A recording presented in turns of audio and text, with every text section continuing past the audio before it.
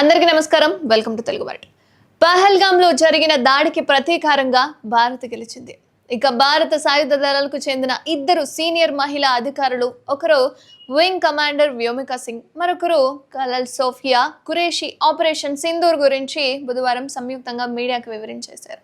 అసలు ఏం జరిగింది, ఎలా ప్లాన్ చేశారు. అయితే ఈ సోఫియా ఖురేషీ, వ్యోమికా సింగ్ గురించి ఇప్పుడు కొన్ని ఆసక్తికర విషయాలు పూర్తిగా ఈ వీడియోలో తెలుసుకుందాం. భారత సైన్యం కార్ప్స్ ఆఫ్ సిగ్నల్స్ లో నియమించబడిన ఆఫీసర్ కలల్ సోఫియా ఖురేషీ బహుళ జాతి సైనిక విన్యాసాలలో భారత సైనిక దళానికి నాయకత్వం వహించిన మొదటి మహిళా అధికారినిగా గుర్తింపు తెచ్చుకున్నారు. ఇక 2016లో భారతదేశం నిర్వహించిన అతిపెద్ద విదేశీ సైనిక విన్యాసం ఎక్స్ట్రైజ్ ఫోర్స్ 18లో భారత్కు ఆమె నాయకత్వం వహించారు. ఇక విశేషం ఏంటంటే పాల్గొన్న 18 బృందాలలో ఆమె ఏకైక మహిళా కమాండర్. కలల్ ఖురేషీ గుజరాత్కు చెందినవారు. బయోకెమిస్ట్రీలో పోస్ట్ గ్రాడ్యుయేట్ డిగ్రీ పూర్తి చేశారు. ఆమె సైనిక కుటుంబం నుంచే వచ్చారు. ఖురేషీ తాత భారత సైన్యంలో పనిచేశారు. ఆమె మెకనైజ్డ్ ఇన్ఫాంట్రీకి చెందిన ఒక అధికారిని వివాహం చేసుకున్నారు. ఆమె UN శాంతి పరిరక్షక కార్యకలాపాలలో 6 సంవత్సరాలు సేవలందించారు. అలాగే కాంగోలోని ఐక్యరాజ్య సమితి మిషన్లో కూడా ఆమె గణనీయమైన సేవలు చేశారు. సాయుధ దళాలలోని ఇతర మహిళలు దేశం కోసం కష్టపడి పనిచేయాలని, ప్రతి ఒక్కరూ గర్వపడేలా చేయాలని ప్రోత్సహించేవారు కూడా. అప్పటి southern commander, army commander lieutenant general Bipin Rawat ఒకసారి ఖురేషీ గురించి మాట్లాడారనమాట. ఏమని అంటే ఆమె ఎంపిక ఆమె లింగం కంటే ఆమె సామర్థ్యాలు, నాయకత్వ లక్షణాల ఆధారంగా జరిగిందని పేర్కొన్నారు. వింగ్ కమాండర్ వ్యోమికా సింగ్ వైమానిక దళంలో చేరడం ఆమెకు చిన్నతనంలో ఉన్న కలతో ప్రారంభమైపోయింది.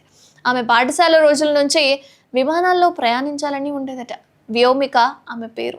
దానికి అర్థం ఆకాశంలో నివసించేది లేదా ఆకాశం కుమార్తె అని అర్థం. ఆమె నేషనల్ క్యాడర్ కార్ప్స్ NCCలో చేరడం ద్వారా తన లక్ష్యాన్ని సాధించింది.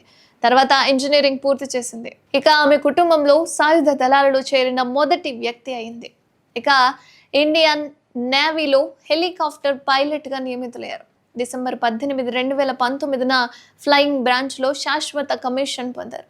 అయితే వింగ్ కమాండర్ సింగ్ 2500 కంటే ఎక్కువ గంటలు విమాన ప్రయాణాన్ని నమోదు చేశారు. జమ్మూ కాశ్మీర్ ఈశాన్య ప్రాంతాలతో సహా కొన్ని కఠినమైన భూభాగాల్లో ఆమె చేతక్, చీతా వంటి హెలికాప్టర్లను నడిపింది. ఇక బహుళ రెస్క్యూ మిషన్లలో కీలక పాత్ర పోషించింది. ఇక ఆమె నాయకత్వం వహించిన ప్రధాన మిషన్లలో ఒకటి నవంబర్ 2020లో అరుణాచల్ ప్రదేశ్లో జరిగింది. ఈ ఆపరేషన్లు అధిక ఎత్తు, క్లిష్ట వాతావరణం, మారుమూల ప్రాంతాలలో నిర్వహించారు. వింగ్ కమాండర్ సింగ్ అధిక ధైర్య మిషన్లలో ఇది కూడా ఉంది. ఇక ఆమె ఎన్నో మిషన్లలో పాల్గొన్నారు. 2021లో ఆమె 21,650 అడుగుల ఎత్తులో ఉన్న మౌంట్ మనిరాంగ్కు ట్రీ సర్వీసెస్ ఆల్ ఉమెన్ పర్వతారోహణ యాత్రలో పాల్గొన్నారు. అటువంటి మిషన్లలో ఆమె పాల్గొనడం భారతదేశ రక్షణ సేవలో నాయకత్వం, క్షేత్ర పాత్రలలో మహిళా ప్రమేయాన్ని ప్రతిబింబిస్తుంది.